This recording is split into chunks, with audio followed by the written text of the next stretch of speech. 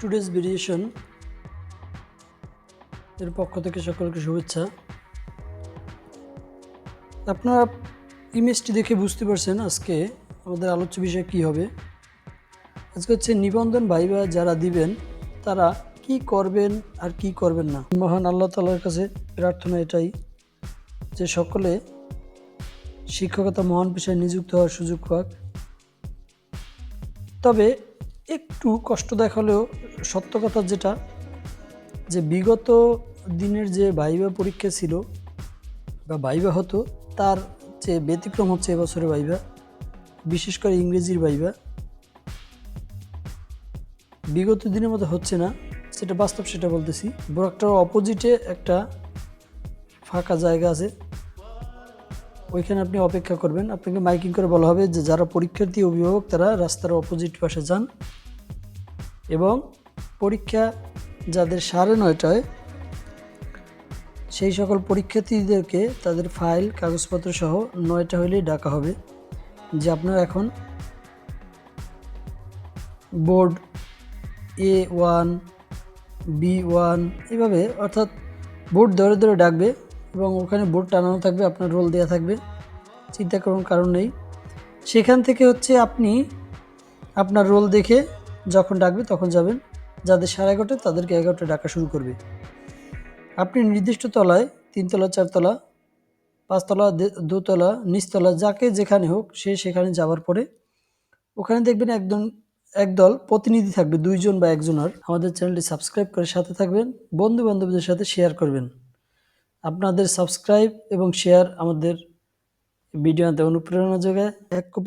একটা ফটোকপির সেট আর একটা হচ্ছে মূল কপির সেট আলাদা করতে বলবে।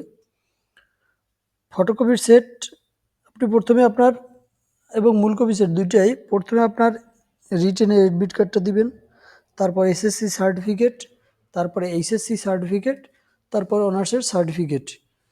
যেহেতু মার্কস বন্টন এই 3টের উপরেই সার্টিফিকেট, এই জন্য এই 3টে সার্টিফিকেট, রিটেনের অ্যাডমিট কার্ড আর হচ্ছে এনআইডি কার্ড মূল কপি, এই 5টা কাগজ একসাথে রাখবেন। ফটোকপিতে আপনি যদি আবেদনে মাস্টার্স দিয়ে থাকেন তাহলে মাস্টার্স দিতে পারেন, তবে তারা কিন্তু নিতে চাইবে না। তবে আপনি কি করবেন, আপনি ভাইবা বোর্ডে এই 5টা কাগজ নিয়ে যাবেন, আর যে ফটোকপি সেটটা সেখানে আপনি মাস্টার্স এবং অন্য কোনো ডকুমেন্ট থাকলে যেমন বিএড সেগুলো দিয়ে রাখবেন। আপনার পিন আপ করা ফটোকপিটা তারা রেখে দিবে, মেন কপিটা আপনাকে নিয়ে আপনার হাতে দিবে এবং বলবে অপেক্ষা করেন। এটা হচ্ছে আপনার কাগজপত্র গুছানোর যেই স্টেজ। এখান থেকে আপনাকে পাঠানো হবে ধাপে ধাপে 3জন 4জন করে আপনার ভাইবা বোর্ডের যে রুম, সেই বোর্ডের সামনে। সেখানে গিয়ে সারিবদ্ধভাবে বসবেন। সেখান থেকে দেখবেন একের পর এক যাচ্ছে, আসতেছে। আপনার পিছনে একজন আসবে, আপনার সামনে থেকে একজন যাবে, একটা সময় আপনি নিজেও চলে যাবেন। এখন দেখুন এখানে আপনার কাগজপত্র 5টা কাগজ, সার্টিফিকেট 3টা, এনআইডি একটা, আর কি, আর হচ্ছে অ্যাডমিট কার্ড একটা, এই 5টা কাগজ যথেষ্ট। আর কোনো কিছু দরকার নেই। মার্কশিট তাও দেখে না, মার্কশিটও দরকার হয় না, তবে সাথে নিয়ে যাবেন। বিপদ তো বলে কয়ে আসে না, তাদের মন ঘুরতেই পারে যে নির্দেশনা অনুযায়ী আমরা দেখতে চাই, তখন কি করবেন। আমার বিগত ভিডিওগুলোয় আমি দিয়েছিলাম যে যাদের ভুল আছে তারা কি করবেন। তারা অনেকে প্রশ্ন করছেন, জানতে চেয়েছেন যে আমরা কি যেদিন ভাইবা দেব সেই দিন যাব এই দরখাস্ত নিয়ে, নাকি পরে যাব। দেখুন, দরখাস্ত নিয়ে যাবেন কি যাবেন না সেটা আপনার একদম একান্ত ব্যক্তিগত ব্যাপার। তবে যেটা করা যায় আর কি আপনার দায় এড়ানোর জন্য, যার জন্য ডাবল খরচ না করে আপনি ভাইবার দিন আগেই যেতে পারেন। তবে ভাইবা বোর্ডের দিন আপনার দেওয়ার কিন্তু কি সুযোগ থাকে না, কারণ আপনি কি আপনার ভাইবা নিয়ে টেনশন করবেন না কাগজ দেওয়ার টেনশন করবেন। হ্যাঁ, তবে উপযুক্ত পরিবেশ পেলে আগেই দেওয়া উচিত। যদি আগে দিতে না পারেন সেক্ষেত্রে হচ্ছে কি আপনি পরবর্তীতে দিয়ে দিবেন, অর্থাৎ ভাইবার দিন জমা দিবেন আর 1 কপি আপনার সাথে নিয়ে আসবেন।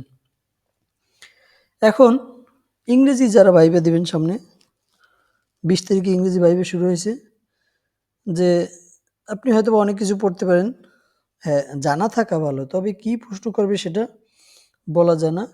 এবছর যে সকল প্রশ্নগুলো করা হচ্ছে সেগুলো খুবই ব্যতিক্রম এবং আপনাকে যে বলবে আপনি তারা যে চিন্তা ভাবনা করবে যে ব্যক্তি আসছে তাকে ইজি হবার একটা স্পেস দেই, সে আশা করবেন না। আপনি যাওয়ার সাথে সাথে আপনাকে বসতে বলবে, বসার সাথে সাথে প্রশ্ন করা শুরু করবে। তো সে ব্যাপারে আপনি যে বাইরে অপেক্ষা করবেন, এরপরে দরজা হালকা ধাক্কা দিয়ে খুলবেন, খুলে ভিতরে গিয়ে দাঁড়ানোর পরে হ্যাঁ দাঁড়াবেন, তারা বসতে বললে বসবেন। এরপরে যে প্রশ্নগুলো করবে সেগুলো আপনি উত্তর দিয়ে আবার বের হয়ে এসে দরজাটা খুলে আপনি বের হয়ে আসার সময় ছেড়ে দিবেন, দরজা এমনিতেই বন্ধ হয়ে যাবে। আর যে সকল প্রশ্ন করা হয় সে সকল প্রশ্ন যদি বলি, যেমন বাংলা সাহিত্য নিয়ে বেশি প্রশ্ন করা হয়েছিল, কিন্তু ইংরেজিতে বেশিরভাগ হচ্ছে ক্লাস নেয়া। অর্থাৎ আপনাকে যদি চাকরিটা দেওয়া হয়, আপনি কিভাবে ক্লাস নেবেন, কিভাবে স্টুডেন্টদেরকে পড়াবেন, কিভাবে জ্ঞানজামপূর্ণ ক্লাস আপনি মেনটেন করবেন, কিভাবে 40-45 জন স্টুডেন্টের ক্লাস আপনি মেনটেন করবেন, এবং দেখা গেছে আপনি কিভাবে শুরু করবেন ক্লাস, কিভাবে শেষ করবেন, এই বিষয়গুলো প্রশ্ন করে থাকেন তারা। দুই একটা বোর্ড আছে যারা আপনাকে বিভিন্ন ক্রিটিক্যাল প্রশ্ন করবে, জানা প্রশ্ন কিন্তু বিভিন্ন ওয়েতে করা যায়, যেটা আমরা জানি না বা আপনি জানেন না, কিন্তু তারা জানে। তো তারা তাদের সিস্টেম থেকে বা তারা তাদের মন মতো করে ওইভাবে প্রশ্নটা করবে, যেটা অ্যান্সার আপনি জানেন কিন্তু বলতে পারবেন হয়তো ওই সময়। জানিয়ে আসলে ঘাবড়ানোর কিছুই নেই।